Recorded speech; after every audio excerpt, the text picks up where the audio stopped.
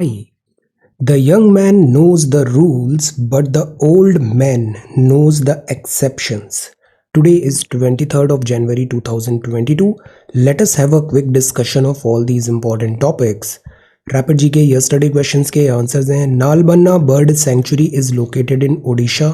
दीपिका कुमारी और अतानु दास एसोसिएटेड हैं आर्चरी से. स्पेशल मेजॉरिटी की ज़रूरत होती है प्रोक्लेमेशन ऑफ इमरजेंसी के लिए. Chief justice of high court administer करते हैं oath of office to the governor. Education, forest, weight and measure, protection of wild animals and birds and administration of justice, ये जो 5 पॉइंट्स हैं ये state list से transfer हुए थे concurrent list में 42nd CAA 1976 में.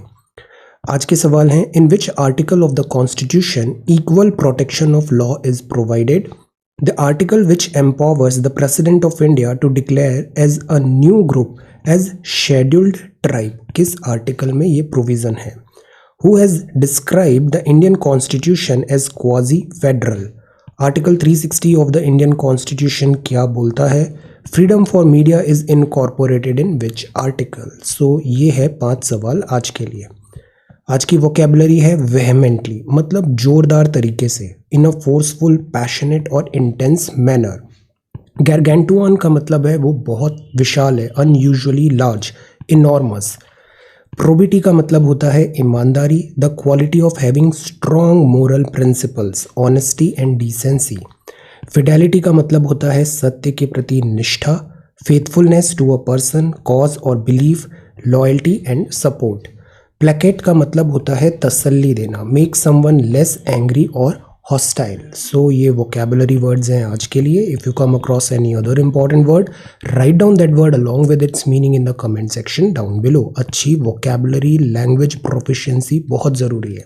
ओके, सो आज संडे है तो आज आपको करना है रिवीजन एंड कंसोलिडेशन. वीकेंड्स में 5 days आंसर राइटिंग है and then 2 days revision and consolidation है. ओके, सो ये द हिंदू है, January 23rd दिल्ली एडिशन. तो this is the first news. Ban on large poll rallies, road shows to continue.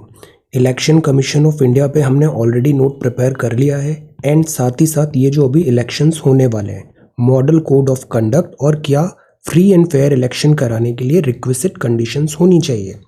यहाँ जो बात है वो है ओमिक्रॉन कोविड-19 का थ्रेट. उसके कारण road shows, rallies, public gathering जो है वो अभी कर्टेल कर दिया गया है. इसके जो रिस्ट्रिक्शंस थे वो ग्रेजुअली अब थोड़ा लीनियंसी दिखाई जा रही है यहाँ पे. लाइक 500 पीपल कैंडिडेट जो हैं गैदरिंग अलाउ होगी. So these are new norms कोविड-19 के बैकड्रॉप में. कमीशन जो है, election commission of India, deliberated on relaxing restrictions for physical rallies in the wake of the prevailing situation. तो कोविड-19 की सिचुएशन इवॉल्व होती है और election commission of India accordingly decisions लेता है. So this is this. Then ये जो न्यूज़ है अगेन अनफॉर्चुनेट, ऐसा फायर एक्सीडेंट हुआ. High rise fire. High rise क्या होता है? जो बिल्डिंग्स हैं जो काफ़ी टॉल है. तो जैसे ये बिल्डिंग थी 20 स्टोरी की बिल्डिंग और 19th फ्लोर पे फायर हुआ और वो फायर ने तुरंत पूरी बिल्डिंग को एनगल्फ कर लिया. फायर होता है तो आग से डेथ होती है और उससे भी बड़ा जो डेथ होता है कॉमन रीज़न होता है वो होता है सफोकेशन. बिकॉज जो आग का धुआं रहता है उससे ऑक्सीजन वहाँ से पूरी सक आउट हो जाती है और बिकॉज लैक ऑफ ऑक्सीजन फिर स्मोक है तो इससे ज़्यादा लाइफ लॉस होता है. ये जो एक्सप्लोजन हुआ ये हुआ because of air conditioner compressor जो था 19th सेंचुरी में, उसमें शॉर्ट स्पार्क हो गया, शॉर्ट स्पार्किंग हो गया. अब 6 फ्लैट्स थे यहाँ पे ऐसे स्मोक हुआ. प्रिमा फेसी महाराष्ट्र एनवायरनमेंट मिनिस्टर ने भी बताया कि शॉर्ट सर्किट के कारण ये फायर हुआ है यहाँ पे. अब सी इसमें जो हमारे काम के लिए हमें जो लेसन सीखने हैं वो है NDMA की guidelines, NDMA guidelines, because fire is also one hazard. Fire safety क्यों ज़रूरी है, फायर इवैक्यूएशन के क्या प्रोग्राम्स होने चाहिए, क्या गाइडलाइंस होनी चाहिए, क्या प्रोटोकॉल्स फॉलो होने चाहिए, मॉक ड्रिल्स क्यों इतना ज़रूरी है. सच टाइप ऑफ जो इलेक्ट्रिक ट्रांसफार्मर है या फिर अप्लायंसेज है like air conditioner and all, इनको टाइम टू टाइम मॉनिटर करना और इनकी जो सेफ्टी है उसको इंश्योर करना ज़रूरी क्यों है, और कंटिजेंसी प्लान भी रेडी होना चाहिए कि इन केस फायर अगर हो जाता है तो इमरजेंसी में कैसे इवैक्यूएट करें। ऑल्दो फायर फाइटर जो है यहाँ का दिस बृहत मुंबई म्युनिसिपल कॉरपोरेशन क्विकली वो यहाँ पे डिप्लॉय हुआ और उन्होंने इस फायर को बुझाया। सुबह 7 बजे था। तो ये जो वेरियस एस्पेक्ट्स हैं ना डिज़ास्टर के, इन सब पे we should be having a fair understanding कि फायर रिलेटेड जो डिज़ास्टर होता है पहले तो हम इसको मिटिगेट करें, जो इसका थ्रेट है उसको कम करें, देन ड्यूरिंग द डिज़ास्टर क्या स्टेप होने चाहिए, देन लॉन्ग टर्म में जैसे अब लेसन्स क्या हमने सीखे इस 20 स्टोरीड बिल्डिंग से, और इन लेसन से इन फ्यूचर वो फायर को हम कैसे थ्वाट कर सकते हैं। This should be the approach. Okay, work on time bound targets, prime minister ने ऑफिशियल से बात किया। तो कल प्राइम मिनिस्टर का मीटिंग था, डिस्ट्रिक्ट मजिस्ट्रेट से उन्होंने 1-on-1 टॉक किया। This is very important.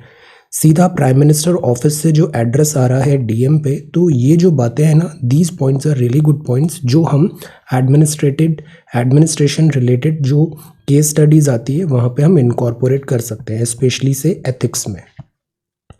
तो डीएम्स को बताया टाइम बाउंड टारगेट होना चाहिए, 100% saturation of government services facilities, every district to prepare a vision for the next 2 years to increase ease of living. तो see focus क्या है, ease of living, और हर जिले को एक प्लान बनाना है। प्लान बनाना है 2 साल के लिए कि आपका क्या विज़न है, हम क्या और बेहतर कर सकते हैं जिले में। इम्प्लीमेंट करना है गवर्नमेंट सर्विसेज को, बिकॉज जो डीएम्स वगैरह इनका प्राइमरली जो रोल होता है वो होता है execution of government schemes and facilities. Act as a enabler, act as a problem solver. Team work पे देखिए यहाँ पे फोकस है, team work of the centre, state and local administration, because इतनी ह्यूज जो ब्यूरोक्रेसी होती है, एग्जीक्यूटिव्स होती है, विदाउट टीम वर्क यहाँ पे वर्क करना पॉसिबल नहीं है। गुड रिजल्ट्स आते हैं एस्पायरेशनल डिस्ट्रिक्ट्स में। तो 142 डिस्ट्रिक्ट्स यहाँ पे आइडेंटिफाई किया है जो बैकवर्ड है, और उन जिलों में फास्ट पेस में हमें ग्रोथ एंड डेवलपमेंट इंश्योर कराना है। तो टाइम बाउंड टारगेट्स होना ज़रूरी है। एग्ज़ाम्स की तैयारी कर रहे हैं तब भी टाइम बाउंड मैनर में पढ़ें कि जैसे ये महीना डिसाइड किया है तो इसमें हमें पॉलिटी पढ़ना है, complete that polity syllabus. Time table is good. Then German Navy chief strikes a tough note on China. This is the reason we are so skeptical when it comes to China. Apprehensive. China के बारे में कोई कुछ बोलता है and see tough note, resignation करना पड़ा German navy chief को। Delhi speech raises hackles in Berlin. जो जर्मन नेवी चीफ है इन्होंने कल एक स्टेटमेंट दिया था कि जो चाइना है ना ये हैबिचुअल ऑफेंडर है अकॉर्डिंग टू हिम, जो वर्ल्ड को डोमिनेट कर रहा है, वर्ल्ड को डेट ट्रैप में फंसा रहा है, ऐसे इनके स्टेटमेंट्स थे। अभी जो यूक्रेन क्राइसिस है तो उसमें यूक्रेन क्राइसिस में जो वेस्ट है, वेस्ट मतलब से नाटो लेड वर्ल्ड है, वो इन कन्फ्रंटेशन है रशिया। तो जर्मन चीफ का स्टेटमेंट ये था कि रशिया के साथ अभी फाइट नहीं करना चाहिए, because Russia in the and useful ज़रूरी होने वाला है जब रियल फाइट हो सकता है इन फ्यूचर विद चाइना। सो ये ऐसा कुछ स्टेटमेंट था, बट वो पॉलिटिकली करेक्ट भी नहीं था, तो दैट इज़ वाई उनको यहाँ रेजिग्नेशन करना पड़ा। जो नाटो है और रशियन प्रेसिडेंट व्लादिमीर पुतिन है, तो स्टेटमेंट जो ये था कि जो वेस्ट है, नाटो है, unnecessary confrontation with Russia avoid किया जाना चाहिए, रशिया अगेंस्ट चाइना ज़रूरी हो सकता है, ऐसा कुछ स्टेटमेंट था। सो फॉर दैट यहाँ पर this Delhi speech raises hackles in Berlin. अभी ये अर्ली न्यूज़ है, इसमें अभी देखना और भी डेवलपमेंट होगा। तो this is German navy chief strikes a tough note on China. अब चाइना के साथ जो हमारी अप्रोच है, जैसे हमारे भी गलवान क्राइसिस हुआ, एक होता है डिप्लोमेटिकली चीज़ों को हैंडल करना, सेकंड जो है वो हमें हमारी मिलिट्री स्ट्रेंथ, हमारे जो पावर है उसको भी इंक्रीज़ करने की ज़रूरत है। दिस 2-fold स्ट्रैटेजी हमें ज़रूरत है, 2-pronged strategy when it comes to dealing with China. Okay, then this is showcasing culture. अब ये क्या है, सॉन्ग एंड डांस है, ये परफॉर्म कर रहे हैं कर्नाटका के टैब्लू। ये डिफरेंट स्टेट्स के जो अभी रिप्रेजेंटेशन होगा रिपब्लिक डे परेड में, शोकेसिंग कल्चर, बिकॉज जो 26 जनवरी है इसका नाम ही है गणतंत्र। This is more about people, हमारा वैल्यूज़, हमारा कॉन्स्टिट्यूशन, लाइक दैट। और जो 15 अगस्त होता है that is more about freedom, कि हम आज़ाद हो गए, स्वतंत्र हो गए। 26 जनवरी मतलब इट इज़ अबाउट कि हम क्या हैं, हमारी आइडेंटिटी क्या है, हमारा कल्चर क्या है, वैल्यू सिस्टम क्या है। ये सारी चीज़ें 26 जनवरी को परेड एंड सारे कल्चरल मिलिट्री फेस्टिवल के थ्रू यहाँ डिमॉन्स्ट्रेट होता है रिपब्लिक डे परेड में, राजपथ पे। Then this is about Gurugram में contractual workers grapples with livelihood issues, loss of income है, ग्रोइंग एक्सपेंसेस है, तो pushing them over the edge. Room rent, school fees, ये सब महंगा हो रहा है और आमदनी इतनी हो नहीं रही है, सो दैट इज़ वाई यहाँ पे डिफ़िकल्टी आ रही है। कोविड-19 के कारण जो डिफ़िकल्टीज़ हुई है वो रियल है। अनऑर्गेनाइज्ड वर्कर्स और इवन जो मिडिल क्लास है they are also facing this heat because of this कोविड-19 lockdown and livelihood issues. So this is the front page of the Hindu. तो दैट इज वाई गवर्नमेंट को, जैसे हम MG NREGA पढ़ते हैं, MG NREGA is primarily for rural, similar type of scheme जरूरी है for urban places as well. This unorganised worker in urban places, livelihood issues. Nothing like the good dosa, this is dosa, excellent, simple, nice South Indian meal, sometimes trump the most delectable fares. Good, then delicious. आज है 23rd of January, तो आज है नेताजी सुभाष चंद्र बोस जी की this जयंती, 125वीं जयंती है आज नेताजी सुभाष चंद्र बोस जी की। देशवासियों का शत शत नमन। आपका बहुत फेमस कोट है, तुम मुझे खून दो मैं तुम्हें आज़ादी दूंगा, गणतंत्र दिवस समारोह। तो 23 जनवरी से गणतंत्र दिवस समारोह चालू हो जाता है। आज बिकॉज आंसर राइटिंग का ऑफ है तो कल हम इस पे एक नोट प्रिपेयर करेंगे। 1 डोज गिवन, रिकॉर्ड्स से 2, तो ये ग्लिचेस हैं कोविन प्लेटफॉर्म पे। देन ऑल पार्टी मीटिंग है, inter state water disputes Feb में होगी, बोम्मई जी ने बताया, Karnataka. This CM Basavaraj Bommai ji. Inter state water disputes, Kaveri river water dispute and others. This is picturesque walk, slow and steady. Look at this beautiful picture. Students walking towards their tuition center, unmindful of the snowfall in this Kashmir on Saturday. अब ये है counting tigers amid threat of कोविड-19। तो tiger का जो census है, कल ही हमने एम स्ट्राइप्स भी देखा था, टाइगर का काउंट ज़रूरी होता है बिकॉज टाइगर के काउंट से क्या होता है कि वी गेट टू नो कि जो फॉरेस्ट है उसका हेल्थ कैसा है। Tiger count, because tiger is a की स्टोन स्पीशीज। अब टाइगर का काउंट अगेन एक टीडियस और एक लंबा प्रोसेस होता है, बहुत सारे गैजेट्स एंड ह्यूमन रिसोर्स का यहाँ पे यूटिलाइजेशन करना पड़ता है। तो दिस इज क्वाड्रिनियल टाइगर काउंट जो अभी नेशनल पार्क में चल रहा है, best centuries in big cats में। तो वाइल्ड लाइफ इंस्टीट्यूट है वो भी इसको यहाँ पे सपोर्ट कर रहा है, मुद्दुमलाई तमिलनाडु में। Okay 2006, this is the 5th in series, 2006 से चालू हुआ था ये टाइगर सेंसस। अब सीनियर फॉरेस्ट ऑफिशियल्स भी हैं, all India tiger mega herbivore estimation भी होगा। हर्बीवोर क्यों? बिकॉज हर्बीवोर से प्रे बेस बनता है, प्रे बेस लाइक टाइगर है तो उसको शिकार भी चाहिए, तो प्रे बेस। तो हर टीम यहाँ पे लाइन ट्रांजैक्ट होता है, ऐसे वॉक करेगी 5 किलोमीटर डेली, कार्निवोर के साइंस देखेगी जैसे पग मार्क जो उसके पंजे का निशान होता है, स्कैट, स्क्रैचेस ऑन बार्क एट्सेट्रा। ये जो चीज़ होती है ना, टाइगर बिकॉज एक टेरिटोरियल एनिमल है, वो लाइक जैसे किंग होता है कि दिस इज़ माय टेरिटोरी, तो वो अपनी टेरिटोरी पे ये सारे मार्क्स लगाता है, पग मार्क्स होता है, यूरिन करेगा, स्क्रैचेस करेगा बार्क पे, लाइक दैट। तो ये उसका इंडिकेटर होता है कि this territory belongs to me. तो उसके तरीके से हम काउंट एक हेल्प लेते हैं टाइगर काउंटिंग में। बाकी कैमरा ट्रैप तो होता ही है।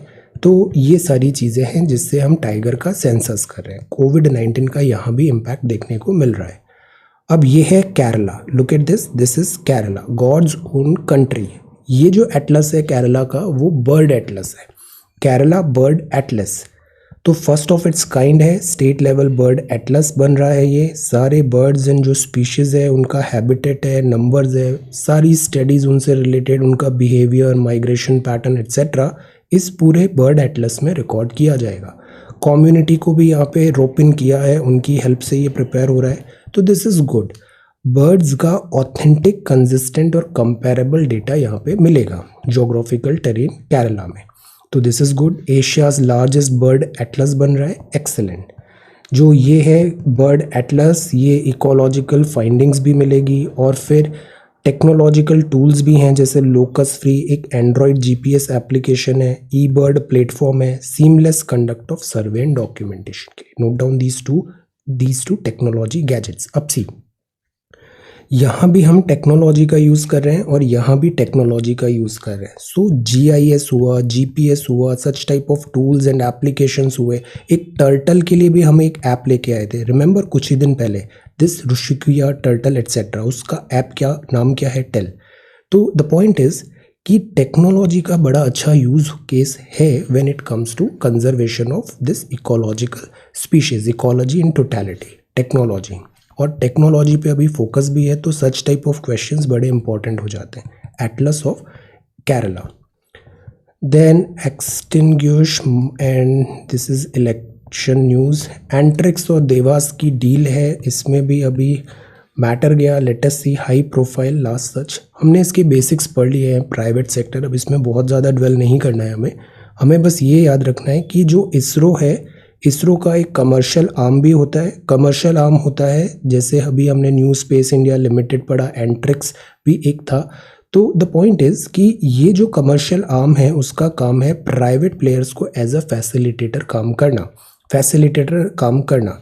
सेकंड जो बात है वो यहाँ पर है कि अगर इस टाइप की फॉरेन डील्स होती है या एफडीआई आती है, तो उसमें जो फॉरेन ट्रिब्यूनल्स हैं, उसके लॉज हैं, उसमें इंडियन इंटरेस्ट को कैसे सेफगार्ड करें। जैसे वोडाफोन का एक डील केस हम हार गए इंटरनेशनल कोर्ट में, देन इसके बाद फिर और भी एक और था, केन एनर्जी का था, then this Devas Antrix. So the point is जो इंटरनेशनल इन्वेस्टमेंट्स हैं, डील्स हैं, ट्रीटीज़ है, इसमें इंडियन इंटरेस्ट को कैसे सेफगार्ड किया जाए। एवियन टेक ओवर, ये कहाँ का सीन है, ये कोविड-19 Srinagar on Saturday, market close है बिकॉज ऑफ दिस कोविड-19 avian take over. Farmer suicide, ये भी एक बहुत बड़ा थ्रेट है, बहुत बड़ा जो है पेनफुल पार्ट है हमारी सोसाइटी का। ये चीज़ हम क्यों स्टॉप नहीं कर पा रहे हैं, इसके लिए society, government, everybody, we need to work better.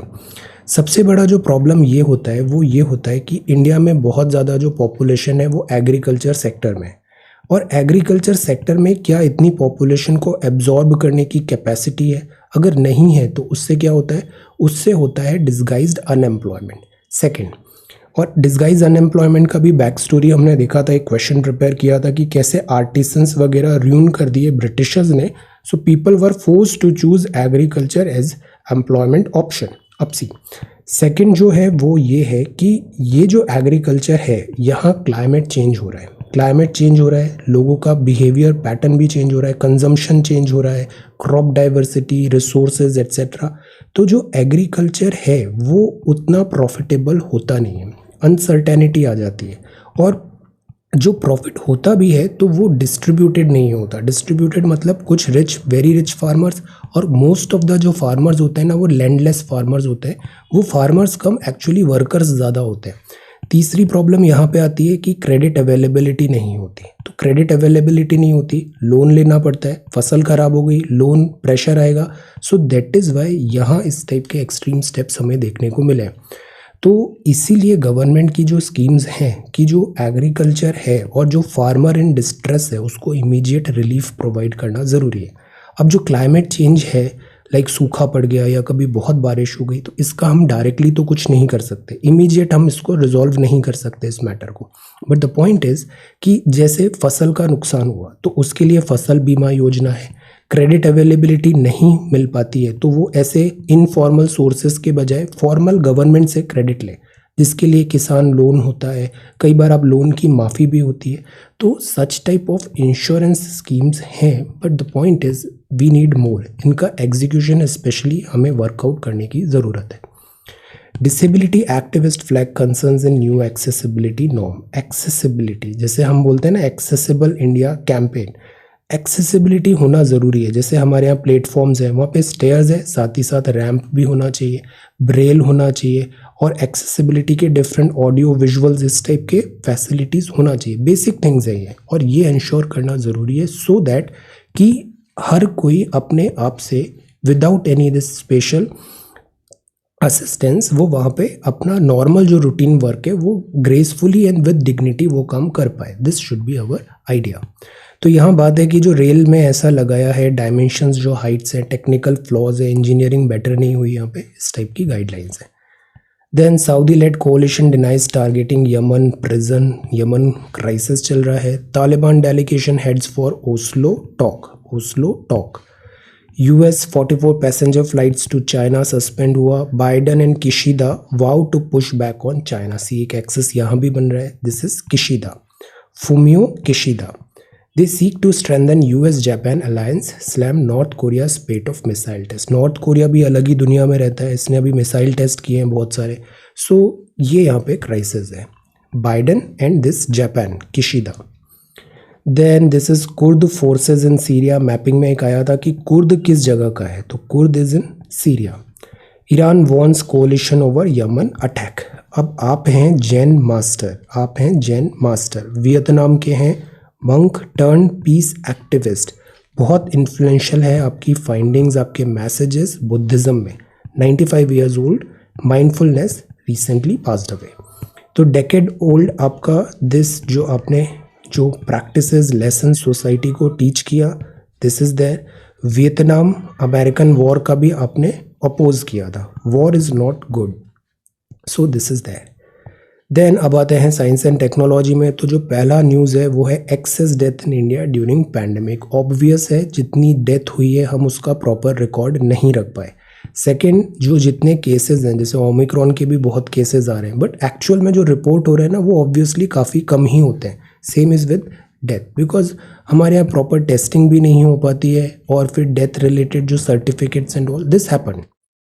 Dinosaur evolution जैसे हम पढ़ते हैं ना, हम भी ग्रेजुअली इवॉल्व होते हैं। पहले बहुत पुरानी बात है, हम एक लाइक दिस सी में रहते थे, मछली फिश टाइप थे, फिर हम मैमल्स बने, लैंड पे आए, फिर हम वर्टिब्रेट, लाइक इस टाइप से धीरे धीरे हमारा इवोल्यूशन हुआ।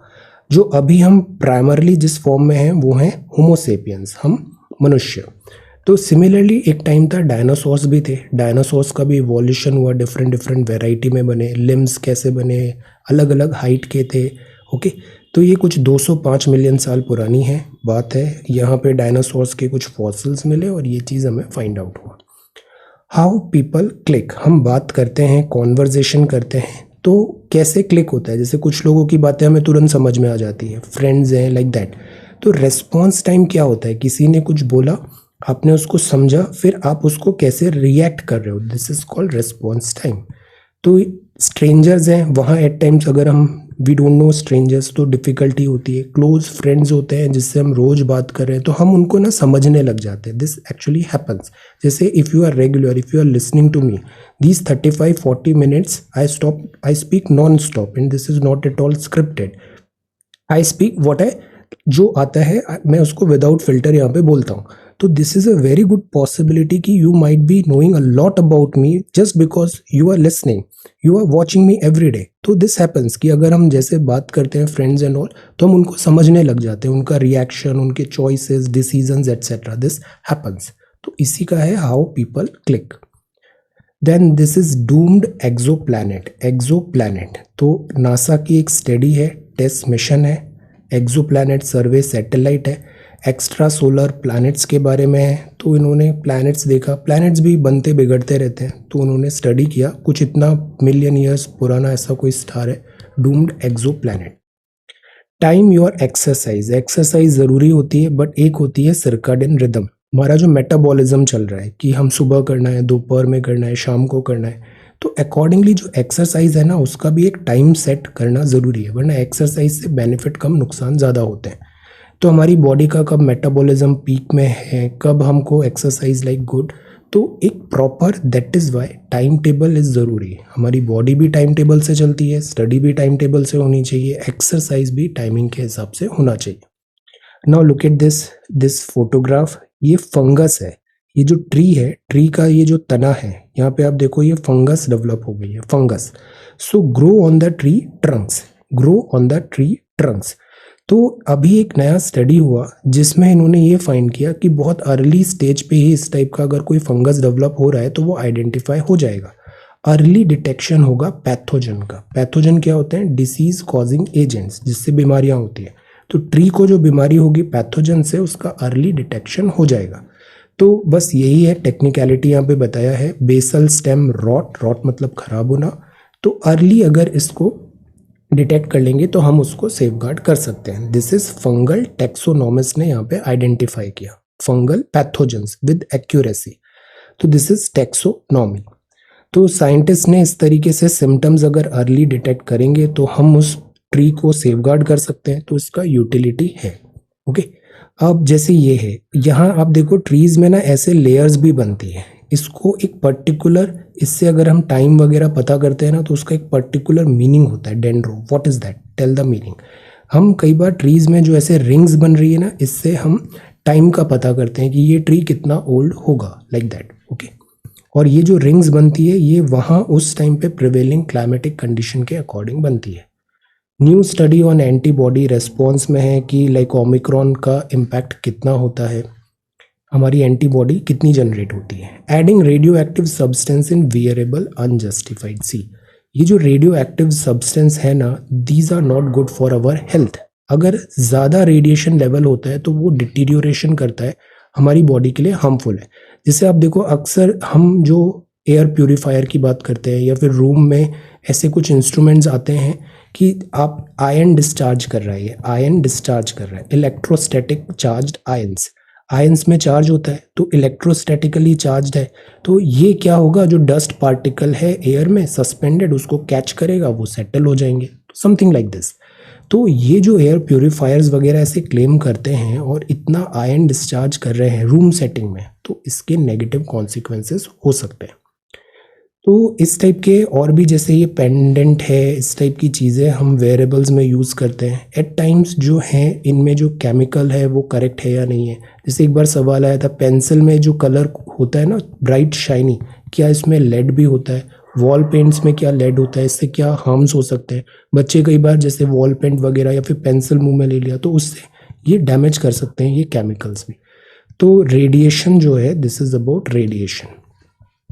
Then can insect larva display jump behaviour? Yes, वो जंप कर सकते हैं, यहाँ पे एक स्टडी में ये फाइंड किया है।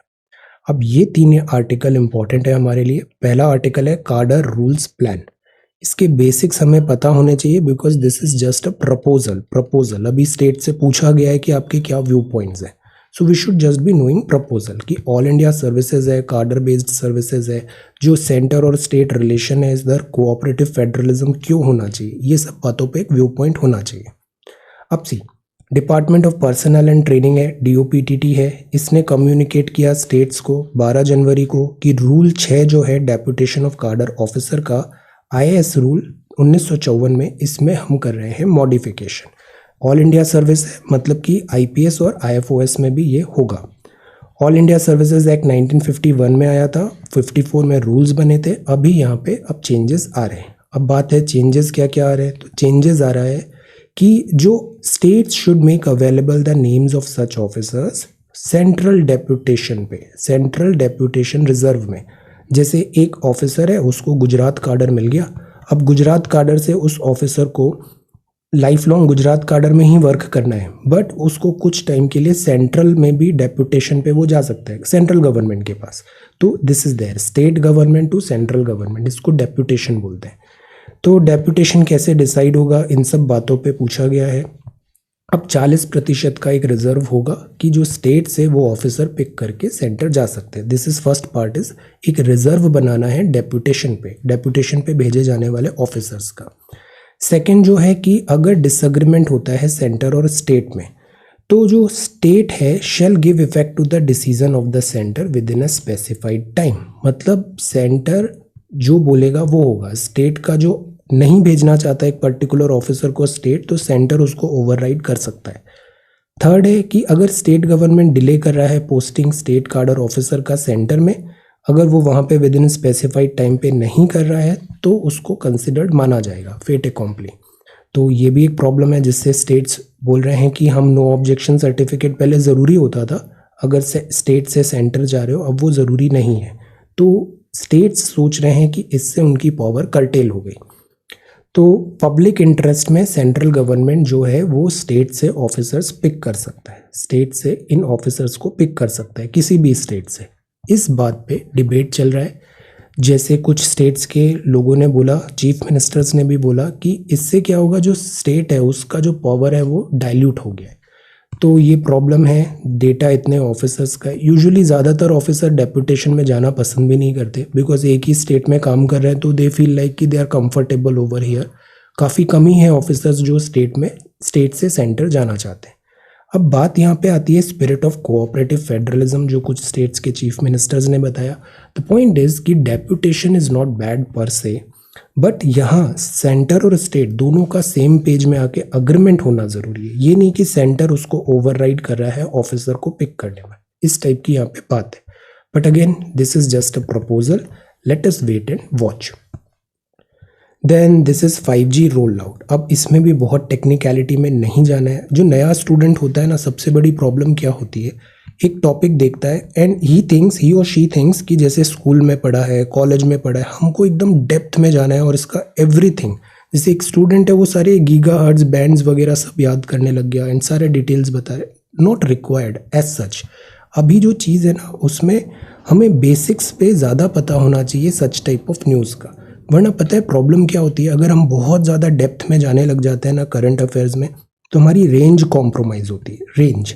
और इस एग्ज़ाम में रेंज भी चाहिए और एक सर्टेन जनरलिस्ट लेवल का डेप्थ चाहिए। आप एक बार सिलेबस वीडियो देखो, उसमें क्लियर कट लिखा हुआ है कि ये जो एग्ज़ाम है ये स्पेशलिस्ट का एग्ज़ाम नहीं है। ये जो एग्ज़ाम है वो जनरलिस्ट का एग्ज़ाम है कि आपको बहुत डिफरेंट वाइड रेंज का as a general fair understanding है।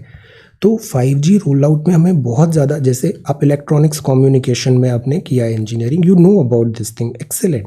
बट इतना ज़्यादा हम ड्वेल करेंगे ना तो हम बाकी चीज़ें कॉम्प्रोमाइज़ हो जाएगी हमें। तो जस्ट नो कि what is 5G। C band है।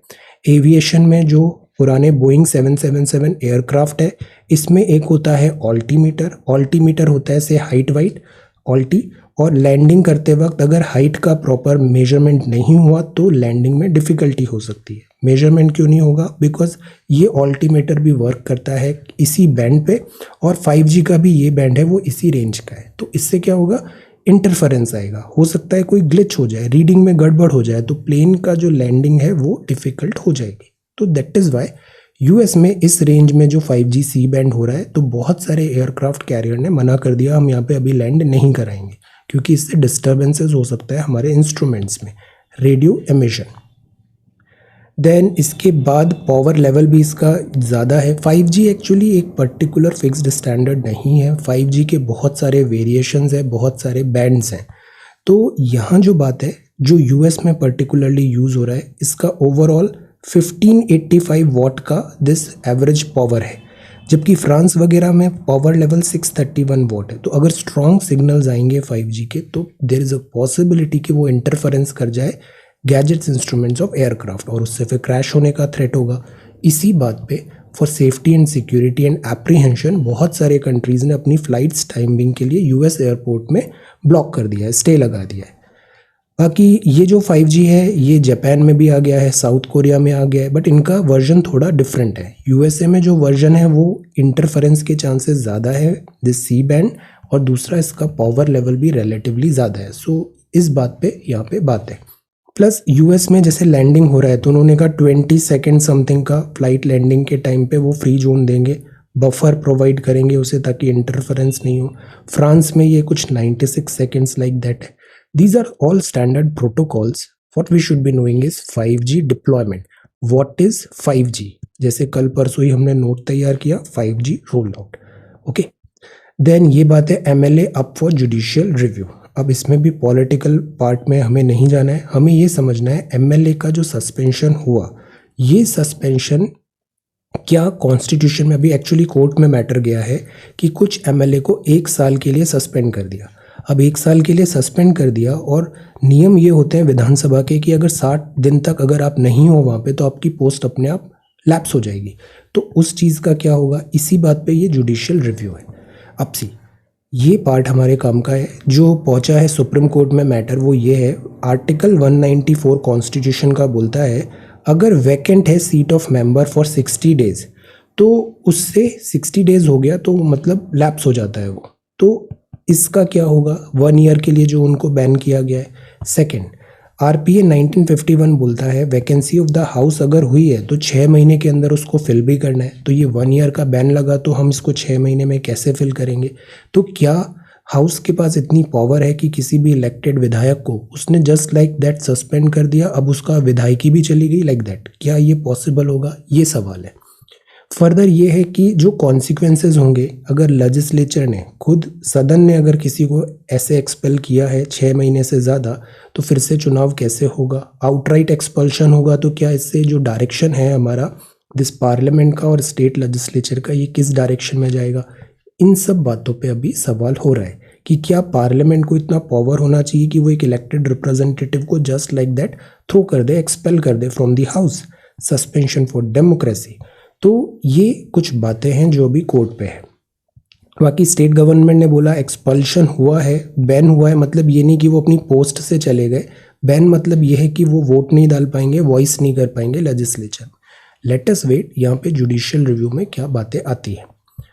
What can cause an aircraft to fly into terrain? See, ये जो एयरक्राफ्ट है, इस एयरक्राफ्ट का सबसे इंपॉर्टेंट कोई चीज़ होता है ना, तो वो होता है उसका पायलट। कई बार क्या होता है कि गैजेट्स प्रॉपर नहीं सिग्नल्स दे रहे हैं, या फिर जो प्लेन होता है वो हवा में ना थोड़ा डिफरेंट लगता है। हम जैसे कार वगैरह चला रहे हैं तो हमें ना एक्स वाई एक्सेस पता रहता है, बट स्पेशली जैसे फाइटर पायलट में अगर आप हाइट्स में जा रहे हो तो जो डायरेक्शन है ना इसका सेंस नहीं हो पाता। जैसे आप इन्वर्टेड कुछ कर रहे हो तो लाइक ग्रेविटी आपको वहाँ पे सेंस नहीं हो पाता कि आप किस डायरेक्शन में जा रहे हो, कैसे मूव हो रही है आपका, किस डायरेक्शन में मूव हो रहा है, लाइक दैट। तो दिस हैपन कि डायरेक्शन का सेंस चला गया है, हाइट का सेंस चला गया है, बड़ा कॉमन है ये। तो similar type of cheese probably जो हुआ वो अभी क्रैश में भी हुआ। इसको बोला जाता है CFIT। CFIT का मतलब होता है जो डिसओरिएंटेशन हो गया पायलट का, कंट्रोल्ड फ्लाइट इनटू टेरेन। और पायलट अच्छे से प्लेन उड़ा रहा है बट उसको समझ ही नहीं आ रहा कि मैं यहाँ टेरेन के पास हो गया हूँ, यहाँ इस लाइक माउंटेन या फिर ट्री से हिट होने वाला हूँ। सच टाइप ऑफ थिंग्स हैपन और बहुत कॉमन भी है और इससे एक्सीडेंट्स होते हैं। तो जो इनिशियल फाइंडिंग है वो यही है कि because of this CFIT CDS का एयरक्राफ्ट चॉपर यहाँ पे Mi-17 V5 क्रैश हुआ। अब इसके लिए हमने यहाँ का जो ब्लैक बॉक्स है उसकी भी रीडिंग देखा, कॉकपिट डेटा रिकॉर्डर और दूसरा फ्लाइट रिलेटेड जो डेटा है, और CFIT यहाँ पे कंफर्म लग रहा है इसी के कारण ये क्रैश हुआ। अब इसको रोका कैसे जाए? तो इसके लिए सबसे इम्पॉर्टेंट यही होता है कि जो पायलट ट्रेनिंग है वो और बेटर करें। कई बार क्या होता है पायलट्स में भी फटीग हो जाता है। फटीग जैसे no matter how good you are, but अगर बिना सोए कल एग्जाम लिखने चले जाओगे तो फटीग होगा, you will not be able to perform. तो इनका टाइम टेबल रूटीन वगैरह किस तरीके से फिक्स किया जाए, this is important. Pilot training management adequate होना चाहिए, rest is very important, technology better करें, गैजेट्स ऐसे हों जो अर्ली वार्निंग दे दें। जैसे जो बड़े प्लेन्स होते हैं बोइंग, अगर नीचे लो एल्टीट्यूड हो जाता है तो तुरंत वार्निंग आने लग जाती है, लो altitude. Such type of things से हम CFIT जैसे कुछ जो डिज़ास्टर्स हो जाते हैं, क्रैशेस हो जाते हैं, उसको स्टॉप कर सकते हैं। गैजेट्स का भी यूज़ करना है और ह्यूमन जो है उसको भी वेल ट्रेन करना ज़रूरी है। ये वर्ल्ड इकोनॉमिक फोरम है। वर्ल्ड इकोनॉमिक फोरम को काफ़ी हाई प्रोफाइल माना जाता है for the rich and powerful. World leaders आते हैं यहाँ पे डावोस में और वो बातें करते हैं, आइडिया करते हैं, फ्लोट करते हैं आइडियाज़ की किस डायरेक्शन में वर्ल्ड जाना चाहिए, क्या पॉलिसीज़ होनी चाहिए, लाइक दैट। अब बात है कि कोविड-19 है तो ये जो WEF के सेशंस हैं वो हो रहे हैं वर्चुअली। सेकेंड, WEF में एक्चुअली क्या है, एक इस टाइप का हाइप बन जाता है। यहाँ एक एंट्री फ़ी भी है। जैसे वाई एवरीबडी इज़ इंटरेस्टेड कि वो यहाँ जाए, स्विट्ज़रलैंड में जाए, और ये जैसे जर्मन इकोनॉमिस्ट क्लॉज श्वाब ने इसको स्टार्ट किया था वर्ल्ड इकोनॉमिक फोरम। तो व्हाट आर द इंसेंटिव्स? क्यों कोई यहाँ जाएगा और अपने बिजनेस आइडियाज़ वगैरह फ्लोट करेगा, world leaders and all, world के जो मेजर इश्यूज़ हैं उस पर डिस्कशन होगा, डिबेट होगा, लाइक दैट। इसका रीज़न ये है कि एक काइंड ऑफ गैदरिंग होती है यहाँ पे, वर्ल्ड के सारे लीडर्स आ रहे हैं, स्मार्ट ब्रेन्स आ रहे हैं, तो सॉल्यूशन वहाँ पे फाइंड होता है। It is a kind of like congregation है। एंट्री फ़ी भी यहाँ पे होती है। जो बिजनेसमैन वगैरह यहाँ जाते हैं तो उन्हें एक ही जगह इतने सारे important people of the world मिलता है, इस टाइप से इनका है। कोविड के कारण अभी ये सब वर्चुअल हो गया है और अभी जैसे प्राइम मिनिस्टर साहब ने भी यहाँ पे WEF को एड्रेस किया था। वर्ल्ड इकोनॉमिक फोरम इसलिए इम्पोर्टेंट है, इसकी reports are very important. Report से सवाल आते हैं। Game for a big bet, ये है एक्टिविजन ब्लिजार्ड। अभी जो नेक्स्ट अब लग रहा है ना, this is virtual reality, gaming industry etcetera, तो माइक्रोसॉफ्ट ने इसको खरीद लिया। इंडिया का डिपेंडेंस चाइना में बहुत ज़्यादा है। Then this is Yes bank, public wifi, ICICI is doing really well. और दिस इज ऑस्ट्रेलियन ओपन। ये है कोविड शेडो में मेला का नाम है सागर आइलैंड, बंगाल में होता है ये मेला, कॉन्फ्लुएंस ऑफ गंगा एंड सी पे। तो इसका काफ़ी इम्पोर्टेंस है, रिचुअल्स में इम्पोर्टेंट है एंड बिलीफ सिस्टम में, तो यहाँ ऐसा मेला लगा है। अब प्रॉब्लम ये है कोविड-19, तो प्रॉपर प्रिकॉशंस यहाँ पे रखी जा रही है, Covid appropriate behaviour. Alright, so this is the Hindu for today. आज कोई आंसर राइटिंग नहीं है, बट हमें रिवीजन और कंसोलिडेशन करना है। Okay, so thank you so much for watching this video. Take care, study well and be safe.